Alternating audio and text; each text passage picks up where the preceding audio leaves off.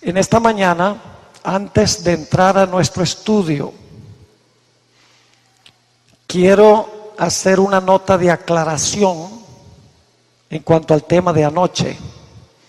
Después estuve hablando con Oliver Coronado, él lo escuchó después de la predicación, y hubo un momento a donde tuve un lapso y conté mal la lista de los 7 poderes. Entonces, para beneficio de las personas que van a conseguir este material, quiero dejar en claro qué representan las 7 cabezas. El primero es Babilonia, segundo es Medo-Persia, tercero es Grecia, el cuarto es el Imperio Romano, quinto, Roma papal durante los 1260 años, sexta cabeza, los Estados Unidos, no ahora, sino los Estados Unidos cuando imponga la ley nacional en los Estados Unidos dominical, y la séptima cabeza es cuando los Estados Unidos le entregue su reino al séptimo reino, que es Roma papal, que recuperará su poderío global. Así que esas son las 7 cabezas, según he podido determinar en mi estudio. Algunas personas preguntan, ¿por qué no incluyo en la lista a Francia? Porque Francia en 1798 tuvo un papel prominente en la profecía, y la respuesta es que Francia no fue un poder perseguidor del pueblo de Dios.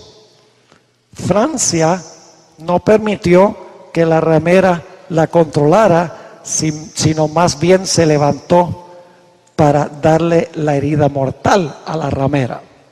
Y estos 7 poderes representan poderes que la falsa religión ha usado para perseguir al pueblo de Dios. Y Francia no persiguió al pueblo de Dios, sino que persiguió a la iglesia romana, que había perseguido al pueblo de Dios. Así que quería hacer esa aclaración.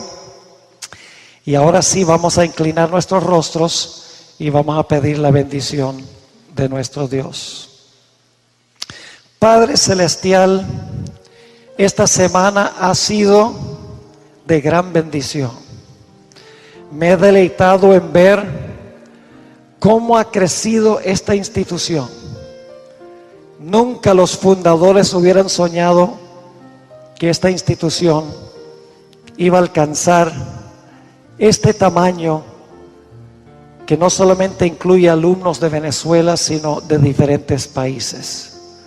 Padre, te glorificamos por lo que tú has hecho. La honra y la gloria te pertenece a ti.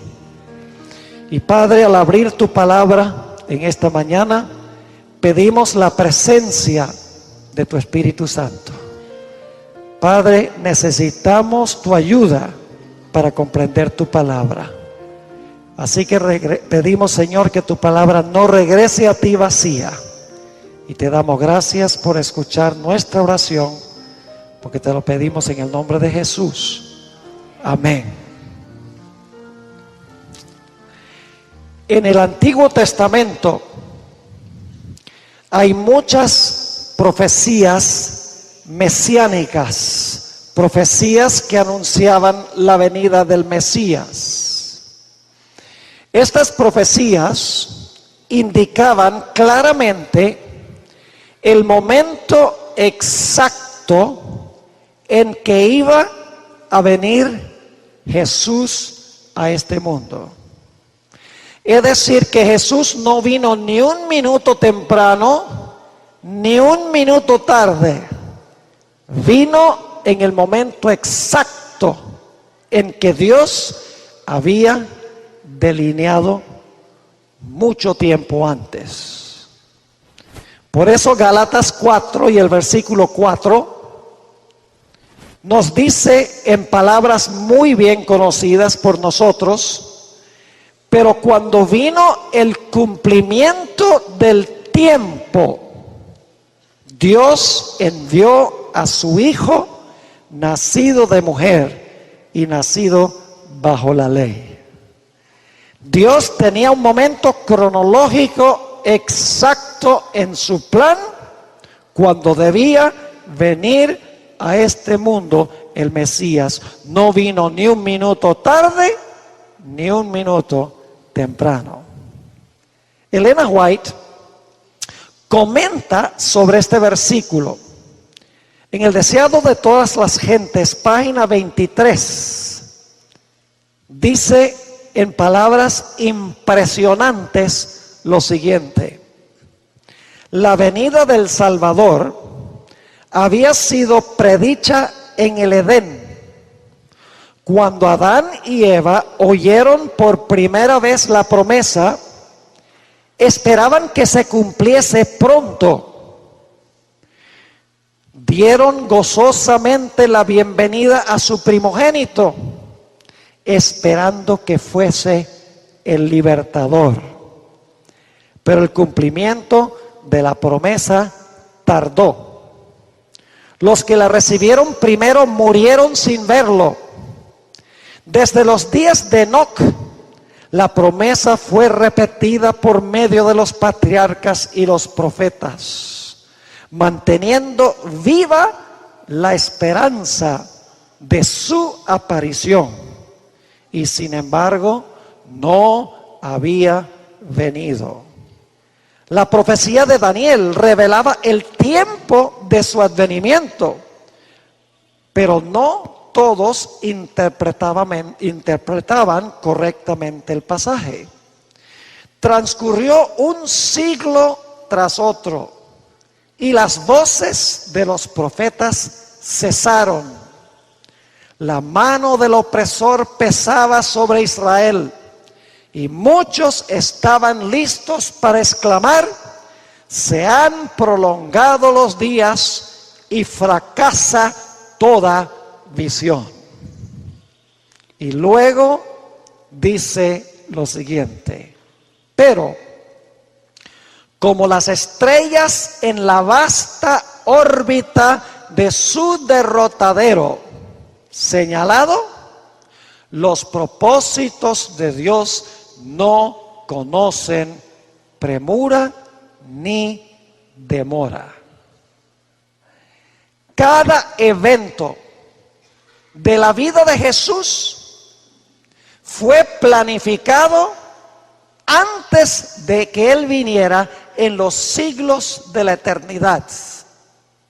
No solo fueron planeados los eventos exactos de su vida aquí, sino el itinerario exacto también se había hecho en los siglos de la eternidad.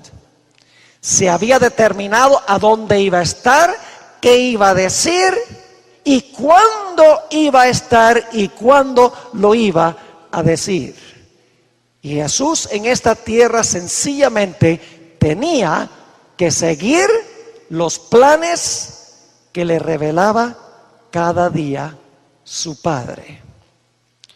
Por eso Jesús declaró en Juan 5 y el versículo 30: no puedo yo hacer nada por mí mismo. Según oigo, así juzgo, y mi juicio es justo, porque no busco mi voluntad, sino la voluntad del que me envió, la del Padre. Es decir, la vida de Jesús sencillamente fue el desenvolvimiento del plan que había sido elaborado por el Padre antes de que Jesús viniera, antes de que el mundo fuese. Por eso Jesús durante su vida constantemente decía: Padre, hágase tu voluntad. Uno de los eventos que a mí me gusta ver por televisión es cuando se celebran los Olímpicos del invierno. Son los Olímpicos que se celebran a donde hay mucha nieve y donde hace mucho frío. Se hicieron en enero de este año en la ciudad de Vancouver, en el departamento o el estado de British Columbia, allí en el noroeste de Canadá. Y uno de los eventos que más me gusta ver es el patinaje sobre el hielo, especialmente los que patinan individualmente. Claro, uno ve eso con cierta incertidumbre y expectativa, porque uno no sabe cuándo se van a echar una matada. Y uno espera que no se caigan, que no se echen una matada, ¿verdad? Pero es digno de admiración cómo ellos se mueven de una forma exacta y precisa. Las piruetas son impresionantes. Hacen toda clase de saltos dobles y saltos triples. Pero ¿saben algo interesante? Cuando el patinador sale a competir, cada movimiento que hace ese patinador ya fue practicado miles de veces antes que saliera al hielo. Cada movimiento, cada salto, cada pirueta fue planificada hasta el último detalle, y el patinador lo único que tiene que hacer es implementar lo que se practicó muchas veces. Y así es que cada movimiento de Jesús, cada evento de Jesús, cada palabra de Jesús, aún el itinerario de eventos de Jesús fueron planificados en un concilio celestial por el Padre y su Hijo Jesucristo. El Espíritu de Profecía dice que Dios el Padre elaboró el plan y luego llamó a Jesús y le dijo a Jesús: Hijo, este es el plan. Y le reveló a Jesús todo lo que él iba a hacer en su ministerio terrenal, dónde iba a estar, qué iba a decir, etcétera. Es decir, que cuando Jesús desempeñaba sus acciones durante su ministerio, sencillamente estaba implementando el plan que el Padre le había revelado en el cielo. Ahora ustedes dirán: pastor, ¿cómo sabía él el plan que se había sido revelado en el cielo? Porque Jesús, cuando estuvo aquí, no tuvo el conocimiento que tenía en el cielo. De alguna forma, el conocimiento de lo que había sucedido antes no lo tenía, no tenía acceso. Entonces, ¿cómo podía saber él dónde estar, qué decir y cuándo hacerlo? La respuesta es que el Señor Jesucristo tenía una relación íntima de oración con su Padre. Además de eso, el Señor Jesucristo era un estudiante incansable de las Escrituras, a donde se hallaban las profecías en cuanto a sus eventos terrenales. Además de eso, Jesús contemplaba los servicios del templo, y al observar los servicios del templo, como que Dios le revelaba que esos servicios tenían algo muy especial que ver con él.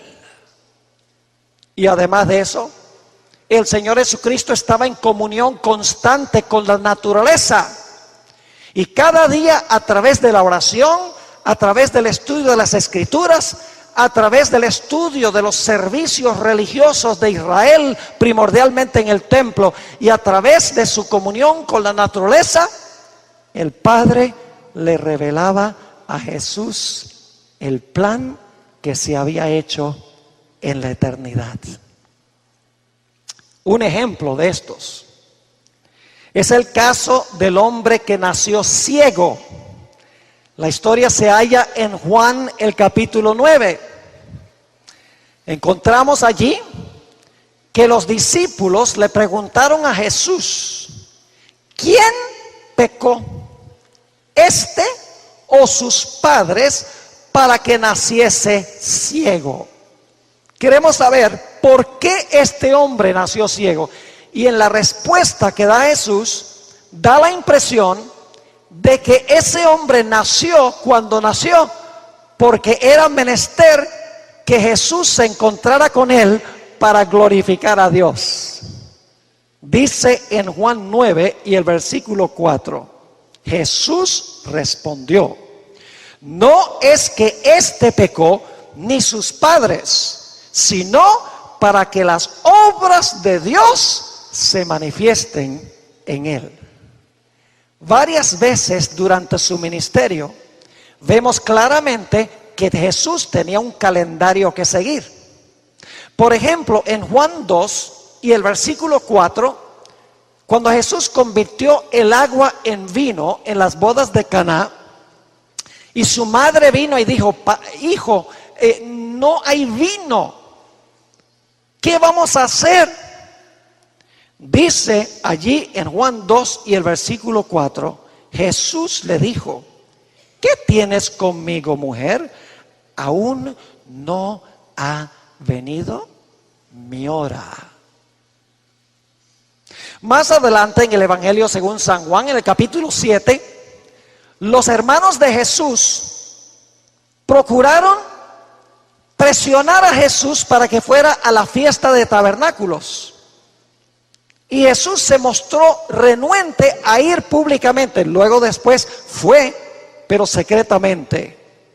Encontramos en Juan 7 y el versículo 6 y el versículo 8 que dice Jesús a sus hermanos: mi tiempo aún no ha llegado, mas vuestro tiempo está presto. En el versículo 8, subid vosotros a la fiesta. Yo no subo todavía a esa fiesta, porque mi tiempo aún no se ha cumplido. Había un momento exacto en que Jesús debía hacer todo. En cierta ocasión, Jesús dijo que su Padre lo había enviado. Y los los judíos, se enojaron con él, con la idea de que su Padre lo había enviado. Y querían prenderlo, querían arrestarlo. Pero dice en Juan 7 y el versículo 30, entonces procuraban prenderle, pero ninguno le echó mano, porque aún no había llegado su hora. En Juan 8 y el versículo 20, el Señor Jesucristo le dijo a los judíos: ustedes no me conocen a mí, ni tampoco conocen a mi Padre. Querían arrestarlo, querían prenderle, pero nos dice allí: estas palabras habló Jesús en el lugar de las ofrendas, enseñando en el templo, y nadie le prendió, porque aún no había llegado su hora. Pero al final de su vida cambia de tono. Note lo que dice Juan 12 y el versículo 23. Ya en este momento, en la última semana de la vida de Cristo, antes de su muerte en la cruz, faltan solamente unos pocos días para que Jesús sea crucificado. Y Jesús habla a Felipe y a Andrés, dos de sus discípulos. San Juan 12 y el versículo 23, y luego vamos a leer el versículo 27. En el versículo 23 dice: Jesús les respondió: ha llegado la hora para que el Hijo del Hombre sea glorificado. Y luego dice en el versículo 27: ahora está turbada mi alma, ¿y qué diré? Padre, sálvame de esta hora. Mas para esto he llegado a esta hora. Jesús está diciendo: he llegado para este momento. En el calendario divino, ahora llegó el momento para sufrir y morir y eventualmente resucitar. En Juan 13 y el versículo 1 encontramos que Jesús se encuentra en el aposento alto. Se va a celebrar la cena del Señor y el lavamiento de los pies. Y nos dice en Juan 13 y el versículo 1, antes de la fiesta de la Pascua, sabiendo Jesús, fíjense, sabiendo Jesús que su hora había llegado para que pasase de este mundo al Padre, como había amado a los suyos que estaban en el mundo, los amó hasta el fin. Y en su oración sacerdotal, en Juan el capítulo 17, nuevamente Jesús dice, estas cosas habló Jesús y levantando los ojos al cielo dijo, y ahora están sus palabras, Padre, la hora ha llegado, glorifica a tu Hijo, para que también tu Hijo te glorifique a ti. Así que durante su ministerio decía, todavía no es el tiempo, todavía no ha llegado la hora. Al final de su ministerio ahora está diciendo, ha llegado la hora, ha llegado el momento. La pregunta clave es, ¿cómo lo sabía?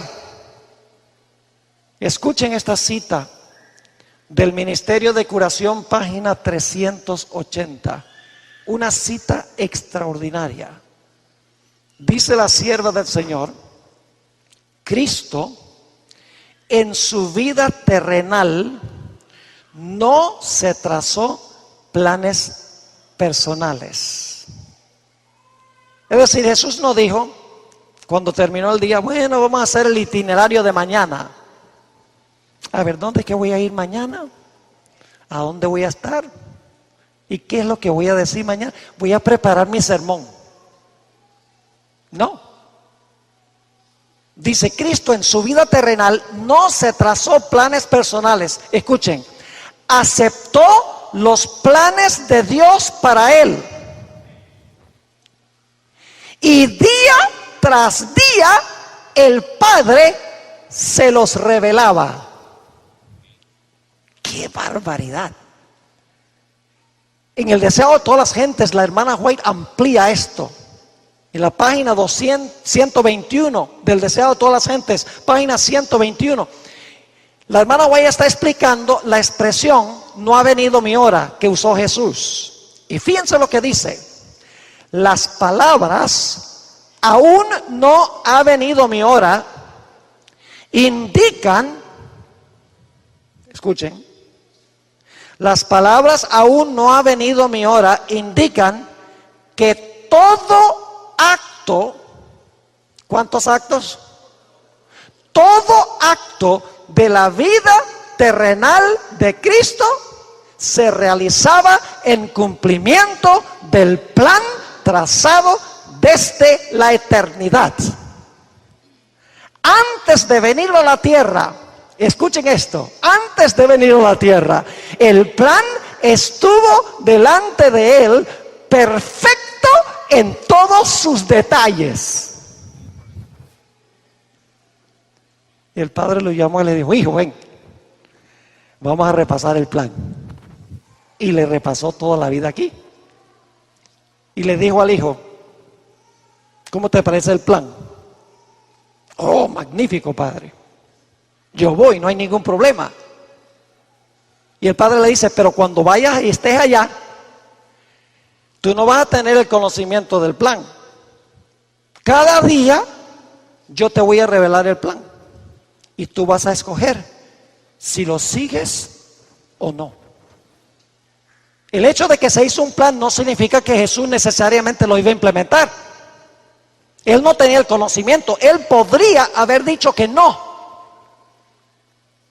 Pero cada día eligió depender de su Padre y estar a donde debía estar, hablar lo que debía hablar y estar en el sitio en el momento preciso y exacto.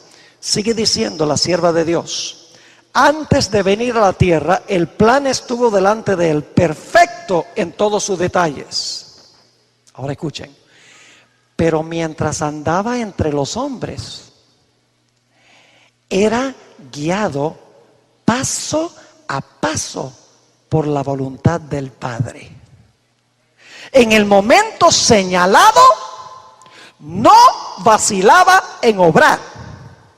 Con la misma sumisión, esperaba hasta que llegase la ocasión. ¡Qué extraordinario! Esto se ilustra en la primera visita que hizo Jesús al templo. Fue al templo, y ustedes conocen la historia. Los padres se fueron de regreso a la casa pensando que él estaba con algunos familiares, y después de 3 días se dan cuenta que Jesús no está con ellos. Y enseguida regresan corriendo a Jerusalén para buscar al muchacho. Y lo buscan por todas partes. Y finalmente llegan al templo. Y encuentran a Jesús, el que tenía 12 años, dialogando con los teólogos de Israel. Y dice que los sorprendía con sus preguntas y con sus respuestas. Y los líderes religiosos se maravillaban de que este muchacho conociera tanto en cuanto a los servicios del templo. Y Jesús, voy a leer una cita del Deseo de todas las gentes, a donde la hermana White dice que cuando vio el ofrecimiento del sacrificio y vio subir el incienso, Jesús decía, pero esto tiene mucho que ver con mi propia existencia. Dice en el Deseo de todas las gentes, páginas 58 y 59, por primera vez el niño Jesús miraba el templo, veía a los sacerdotes de albos vestidos cumplir su solemne ministerio. Contemplaba la sangrienta víctima sobre el altar del sacrificio.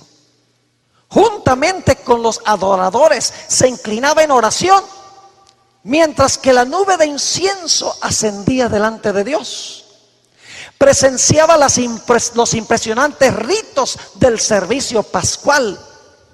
Día tras día veía más claramente su significado. Todo acto parecía ligado con su propia vida. Se despertaban nuevos impulsos en él. Silencioso y absorto, parecía estar estudiando un gran problema. El misterio de su misión se estaba revelando al Salvador. Había profecías del Antiguo Testamento que decían exactamente lo que iba a pasar. Por ejemplo, en el Salmo 22 y el versículo 18 dice, repartieron entre sí mis vestidos, sobre mi ropa echaron suertes. En el Salmo 69, 21 dice, sed tengo. Me pusieron además hiel por comida y en mi sed me dieron a beber vinagre. En el Salmo 22, 7 y 8, las palabras de sus enemigos se anunciaron 1000 años antes de nacer. Dice, todos los que me ven escarnecen, estiran la boca, menean la cabeza, diciendo, se encomendó a Jehová, libre de él, sálvele, pues que en él se complacía. Las mismas palabras que hablaron los enemigos al pie de la cruz. El Salmo 22, 1 dice, Dios mío, ¿por qué me has desamparado? En el Salmo 31, 5 dice, en tus manos encomiendo mi espíritu. Esto se está escribiendo 1000 años antes de nacer. Y yo me imagino cuando Jesús estaba ahí en la cruz del Calvario y oye a los enemigos escarnecerlo, dice, está en los salmos. Y cuando llegó el momento propicio, dijo, la profecía del Salmo 22, Dios mío, ¿por qué me has desamparado? Usó las mismas palabras. Y me imagino que cuando le ofrecieron la hiel, el Señor Jesucristo dice, se está cumpliendo el plan. Ahora, ¿qué significa esto para nosotros? Hemos hablado de Jesús. Pero ¿qué significa esto para nosotros en términos prácticos? Porque una cosa es Jesús y otra cosa somos nosotros. Quiero volver a una cita que yo leí, solo la primera parte. El Ministerio de Curación, página 380. Es impresionante esta cita. Dice la sierva del Señor: Cristo en su vida terrenal no se trazó planes personales. Aceptó los planes de Dios para él y día tras día el Padre se los revelaba. Ahora escuchen lo que sigue diciendo. Así deberíamos nosotros también depender de Dios para que nuestras vidas fueran sencillamente el desenvolvimiento de su voluntad. A medida que le encomendamos nuestros caminos, Él dirigirá nuestros pasos. Dice, debe ser así con nosotros. En otra cita impactante en el Ministerio de Curación, página 380, dice la sierva del Señor: son muchos los que al idear planes para un brillante porvenir fracasan completamente. ¿Qué pasa con gente que traza planes para un brillante porvenir? Fracasan. ¿Por qué? Dice ella: dejad que Dios haga planes para vosotros. Como niños, confiad en la dirección de aquel que guarda los pies de sus santos. Dios no guía jamás a sus hijos de otro modo que el que ellos mismos escogerían si pudieran ver el fin desde el principio y discernir la gloria del designio que cumplen como colaboradores de Dios. Es decir, nosotros también por la oración, también por el estudio de las Escrituras, por las situaciones providenciales de nuestra vida, por la meditación, por escuchar a la voz del Espíritu Santo, podemos vivir el plan que Dios tiene para nosotros. Jesús no tuvo ninguna ventaja que nosotros no podamos tener. Pero ¿saben algo? Dios tiene un plan, pero nosotros no somos indispensables. Si nosotros no cumplimos el plan, Dios conseguirá a otro que lo cumpla. Porque los planes de Dios no se van a frustrar. Me hace pensar de la historia del libro de Esther. Qué historia tan espectacular. La mencionamos brevemente en el curso de la semana. Se había dado un decreto de muerte en contra del pueblo de Dios. Mardoqueo habló con Esther y le dijo: Esther, hay algo que tú tienes que hacer. Tú eres la reina. Tú tienes acceso especial al rey. Y solamente tú puedes hacerlo. ¿Eso es lo que dijo? No. Eso no es lo que dijo. Noten lo que dice en Esther 4, 13 y 14. ¿Tenía Dios un plan para Esther? Sí. Salvar a Israel y salvar el linaje de donde iba a venir el Mesías, porque el diablo quería extirpar al pueblo judío, porque del pueblo judío iba a venir la simiente prometida. Y Dios tenía el plan de usar a Esther para librar a su pueblo y preservar el linaje santo. Y fíjense lo que dice en Esther 4, 13 y 14. Entonces dijo Mardoqueo que respondiesen a Esther: no pienses que escaparás en la casa del rey más que cualquier otro judío, porque si callas absolutamente en este tiempo, ahora escuchen, si callas absolutamente en este tiempo, respiro y liberación vendrá de alguna otra parte. Dios tiene un plan, quiere que tú implementes el plan, pero si no lo implementas, Dios tiene un plan B. Porque si callas absolutamente en este tiempo, respiro y liberación vendrá de alguna otra parte para los judíos, mas tú y la casa de tu padre pereceréis. Y quién sabe, y nosotros sabemos que no es quién sabe, sino que fue así. Y quién sabe si para esta hora has llegado al reino. ¿Quién sabe si Dios te puso allí para este momento?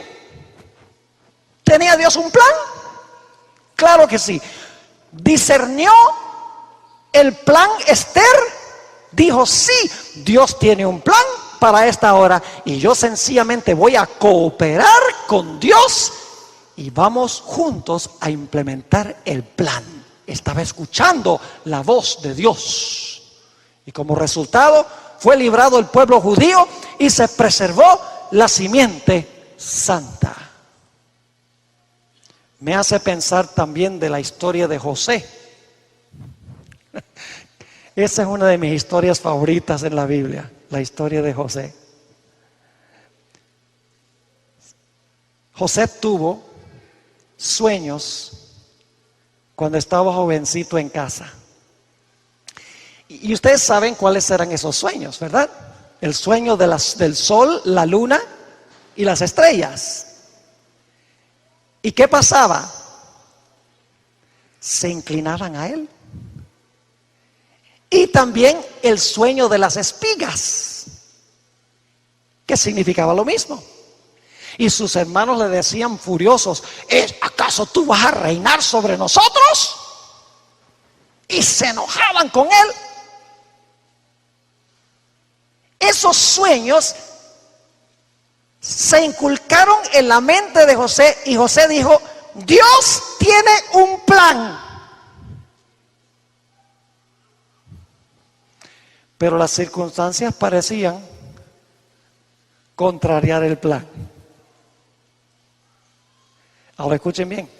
¿Ustedes creen que Satanás estaba escuchando lo que decía José? ¿Que sí qué?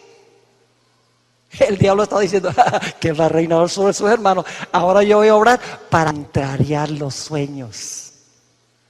Este es el juego y el contrajuego de la historia. Así que el diablo influye sobre sus hermanos para que lo odien. Y finalmente querían matarlo. Leví y Simeón querían matarlo cuando vino trayendo provisiones de la casa. Pero Rubén dijo: no lo maten, echémoslo en esta cisterna. Y luego pasaron unos ismaelitas y se llevaron a José a Egipto. ¿Sabe lo que dice la sierva de Dios? José no podía entender esto, pero tenía los sueños en su mente. Dios tenía un plan. Y dijo: yo voy a cooperar con el Señor. Yo sé que Él tiene un plan. Y vamos a caminar juntos y vamos a implementar ese plan. Y allá fue a parar a la casa de Potifar. Y escuchen bien. Aprendió administración de empresas. Necesitaba aprender administración porque iba a necesitar ese título más adelante cuando administrara los recursos de Egipto. Él no sabía por qué había parado en la casa de Potifar. Era un joven bueno y ahora fíjese, por ser tan bueno, se lo llevan esclavo. Pero las cosas iban a empeorar. Por ser fiel al séptimo mandamiento, fue a parar en la cárcel. Y el diablo está diciendo, ¡ja! Mi plan va bien. Y Dios está diciendo, te voy a dar suficiente cuerda como para que te ahorques. Y José termina en la cárcel porque tenía que conocer al copero. ¿Y qué está haciendo José? José está siguiendo el plan. Yo no entiendo esto, sigo el plan. Y fue a parar en la cárcel y ustedes saben lo que sucedió. Conoció al panadero y al copero, les interpretó los sueños, le dijo al copero, por favor, cuando vayas al rey, habla una buena palabra en mi favor. Y la gratitud del copero era olvidarse. Esa fue amnesia divina, porque todavía no era tiempo. 2 años después, el rey, el faraón, tuvo 2 sueños. Y ustedes saben que esos sueños tenían que ver con los 7 años de abundancia seguidos por 7 años de sequía. Y como resultado, ahora era el momento. El copero dice, cuando los sabios no son capaces de decir el significado del sueño, el copero dice, ve, ahora me acuerdo. Dios está poniendo el pensamiento y dice, ahora es el momento, el siguiente paso del plan. Y ese hombre en la cárcel predijo exactamente que yo iba a servir el vino del rey y que el panadero lo iban a matar. Y el rey dice, tráiganlo. Y ahora traen a José. Y José llega a ser el primer ministro de Egipto. Y ahora José está diciendo, ajá, ahora el plan se está desenvolviendo como yo creía. Pero todavía sus hermanos están allá en casa, en tierra de Israel. Cuando vienen como buen administrador, guardó todas las provisiones en los años de abundancia porque había aprendido administración en la casa de Potifar. Y luego vinieron los años de sequía. Y sus hermanos y su padre empezaron a padecer hambre. ¿Saben ustedes cuál era la intención de Satanás? La intención de Satanás era matar a Jacob y a todos sus hijos, porque él sabía que de allí iba a venir el linaje. Lo dice en Génesis 45. Y lo voy a mencionar en unos momentos. Y la Biblia dice que los hermanos de José vinieron, ironía de ironías, vinieron y cuando se le presentaron, se arrodillaron delante de él. Y José, ¿qué está recordando? Los sueños. Está diciendo, esto es lo que Dios dijo en el sueño. Menos mal que caminé con el plan. Y para hacer una larga historia corta, ¿ves? Podríamos contar la historia aquí, no tenemos tiempo. Finalmente, José se revela a sus hermanos y ellos empiezan a llorar. Ay, José, perdónanos por haberte entregado a José. Y José dice, no lloren, porque Dios me ha traído aquí delante de vosotros para preservar la simiente.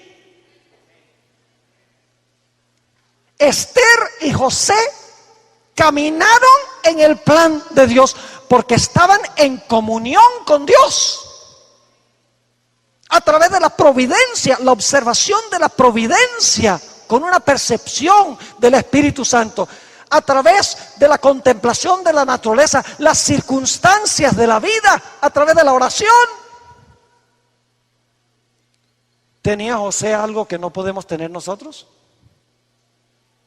No. Fíjense lo que dice Jeremías 1. Jeremías 1. Dios tenía un plan para el profeta Jeremías también. ¿Cuándo es que Dios elaboró el plan para Jeremías? Dice allí: antes que te formase en el vientre, te conocí. Y antes que nacieses, te santifiqué. Te di por profeta a las naciones. Y yo dije: ay, Señor Jehová, he aquí que no sé hablar, porque soy niño. Y me dijo Jehová: no digas soy un niño, porque a todo lo que te envíe irás tú, y dirás todo lo que yo te mande. No temas delante de ellos, porque contigo estoy para librarte.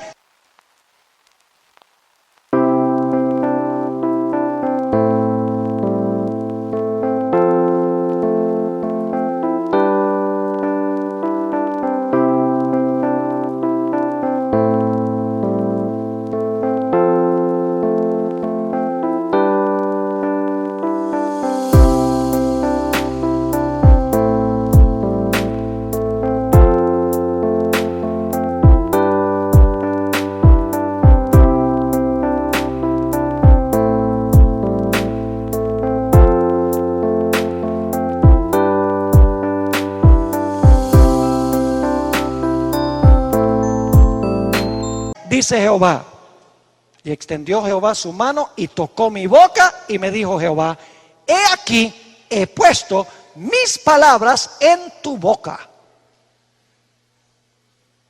¿Ustedes creen que eso fue una inspiración para Jeremías? Cada circunstancia de su vida fue guiada por estas palabras. Aun cuando lo echaron al calabozo y lo ultrajaron y lo maltrataron, Jeremías habló lo que Dios le dijo que debía hablar, porque estaba siguiendo el plan. Permítame relatarles una historia triste en nuestra historia denominacional. ¿Saben ustedes que antes que Dios llamara a Elena White, llamó a 2 hombres? Primero, llamó a William Foy, pero William Foy nunca entendió lo que estaba pasando y por lo tanto Dios lo pasó por alto. Pero hubo otro individuo con el nombre de Hazen Foss que Dios escogió para impartir los mensajes que luego le dio a Elena G. White. Y Hazen Foss se resistió. Dios tenía un plan para su vida, pero él no quiso. Ahora quiero leerles la historia como la presenta el nieto de Elena White, el pastor Arturo White. Escribió 5 tomos con la historia biográfica de Elena G. White. Y quiero leerles lo que él dijo en cuanto a esta experiencia. Un tiempo antes que se le diera la primera visión a Elena, en diciembre de 1844, se le había dado a Hazen. Se le instruyó que debía contarla a otros, que debía dar lo que Dios había revelado.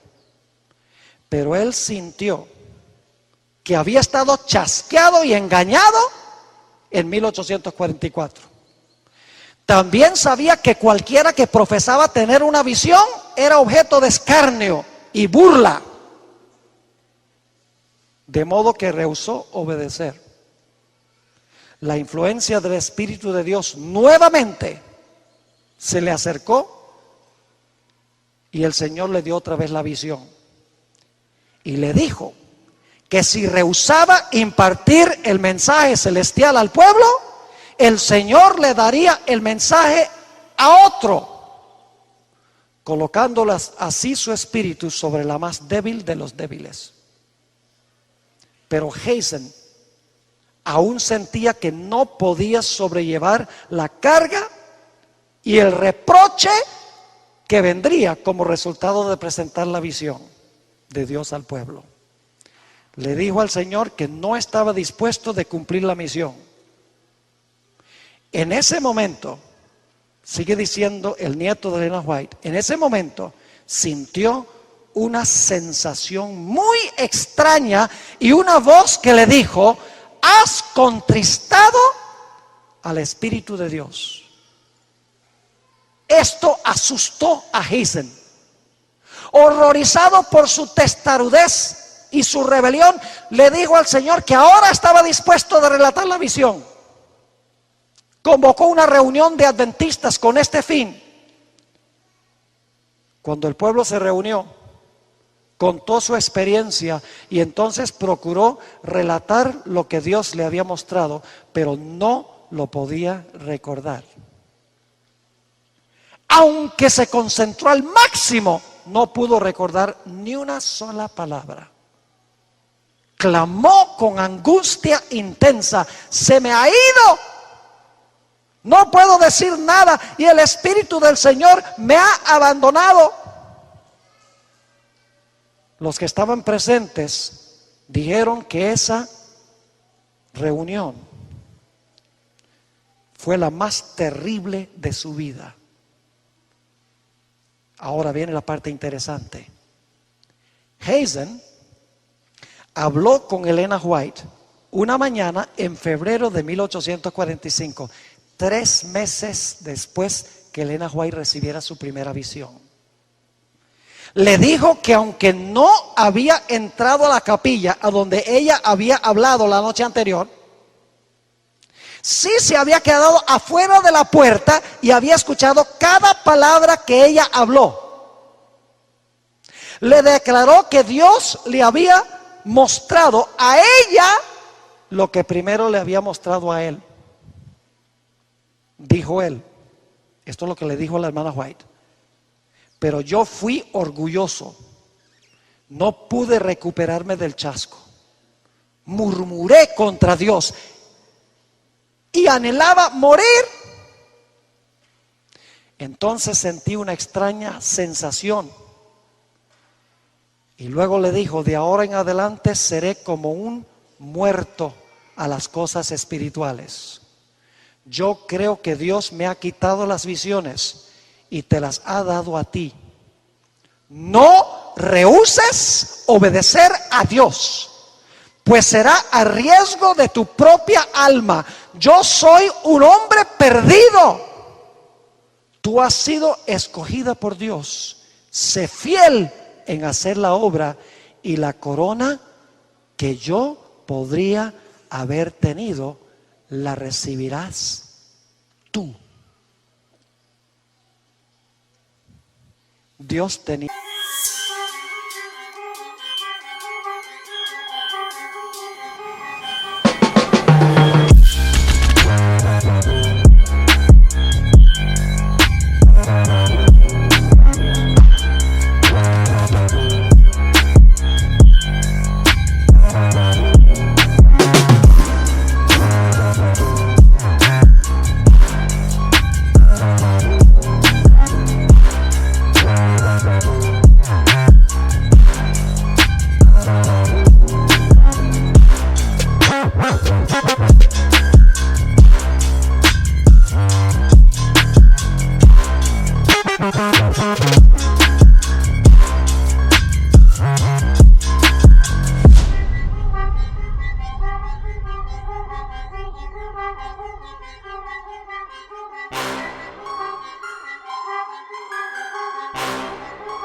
un plan. Pero Hazen dijo: no estoy dispuesto de seguir el plan. Y la perdición fue perdición eterna. Como dice en Apocalipsis 3, 10 y 11, por cuanto has guardado la palabra de mi paciencia, yo también te guardaré de la hora de la prueba que ha de venir sobre el mundo entero para probar a los que moran sobre la tierra. He aquí, yo vengo pronto, retén lo que tienes para que ninguno tome tu corona. Dios tiene un plan para cada uno de ustedes. Por eso están en esta institución.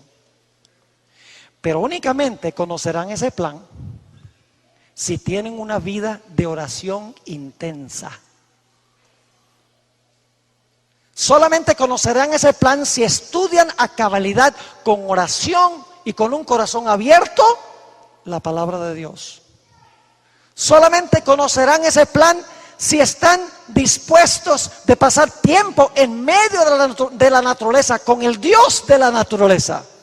Y si están dispuestos de analizar con sabiduría divina las circunstancias y los eventos de la vida para ver a dónde Dios está conduciendo.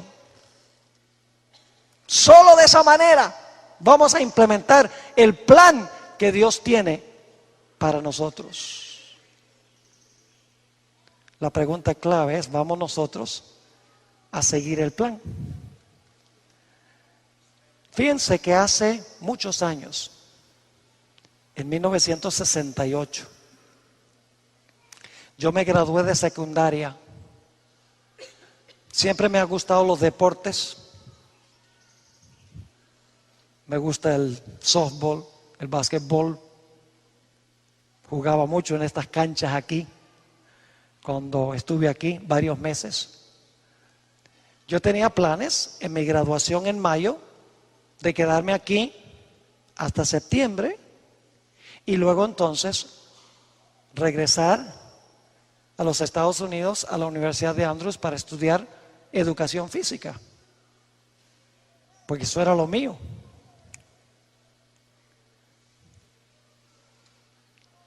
En algún momento, después del mes de mayo, mi cuñado, Cruz Blanco, el nombre completo, como les mencioné, Juan de la Cruz Eleazar Blanco Negrín, quien fue uno de los pioneros de la iglesia de Nirgua, donde tuve el privilegio de predicar esta mañana, habló conmigo y me dijo, ¿por qué no predicas en la iglesia de Nirgua el sábado? Y a mí me pareció eso una idea descabellada completamente. La gente cree que los hijos de pastores tienen que ser pastores. No es así. Mi hijo no es pastor, es el director técnico de nuestro ministerio. Hace todo lo relacionado con cámaras, postproducción, iluminación, sonido. Gracias a Dios que no escogió ser pastor. Porque Él es el que hace que el mensaje salga en la televisión, algo bien hecho. Dios lo llamó para eso. Yo no sé por qué le dije que sí, pero le dije, bueno, está bien. Me senté y escribí todo el sermón de comienzo a fin, textualmente. Nunca había predicado en mi vida. Yo no era una persona que hablaba en público. Yo era bien penoso. Y usted sí, sí, claro que sí, era penoso. Era penoso. Escribí el sermón, fui. En ese tiempo no tenían ese templo hermoso que tienen ahora. Era una casa. Me acuerdo que la ventana tenía barras y daba a la calle. Y mientras uno estaba predicando, pasaban los carros. ¡Rum! Difícil concentrarse, pero como yo tenía todo mi sermón escrito, prediqué el sermón. A mí me pareció un sermón malo, pésimo, aburrido, leyendo el sermón, muerto de susto. Y después del sermón, 2 hermanas vinieron. Una de ellas me habló esta mañana, me dice, me acuerdo de ese sermón. Y ahí la filmé. Y me dijeron esas dos personas, oiga pastor, oiga hermano, dice, usted es hijo de pastor, usted no debe estudiar educación física, debe estudiar para ser pastor. Por primera vez en mi vida oí que tenía que ser pastor. Y dije, ¿qué es eso? Pero con el transcurso del tiempo me quedó trabajando en la mente. Dios usa personas para revelar la voluntad de Dios. Oración, estudio de la Biblia, la naturaleza, circunstancias de la vida, las providencias de todos los días. Si nosotros estamos escuchando. Y para hacer una larga historia corta, en vez de ir a la Universidad de Andrews, en septiembre, continué trabajando en la finca aquí en Nirgua, poniendo tubos de irrigación en la madrugada para regar las papas. La gente todavía no cree que había papas aquí. Y también recogiendo sacos de maíz, de jojoto. Allá donde está la escuela primaria, ese era un galpón bien grandote y en la cosecha, eso había jojoto.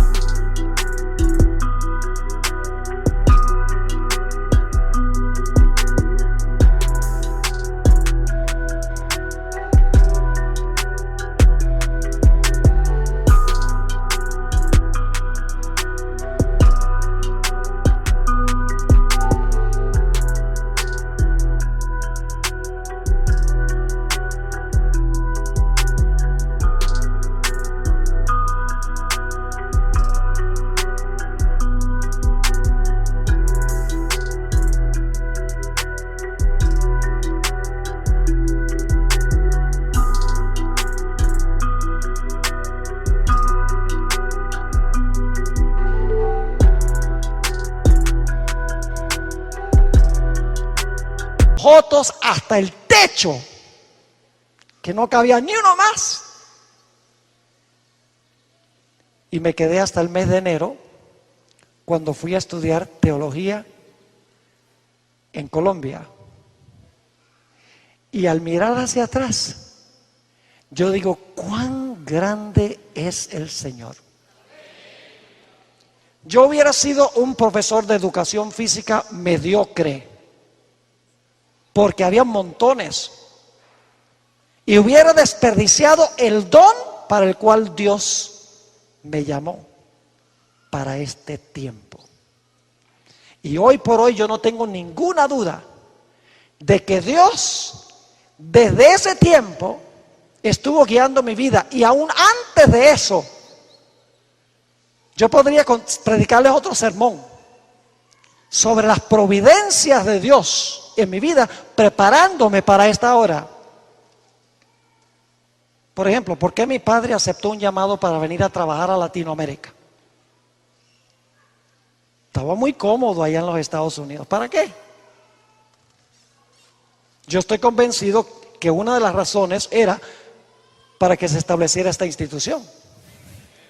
Pero más que eso, yo creo que era el plan de Dios de que yo pudiera venir acá y aprender bien el idioma español.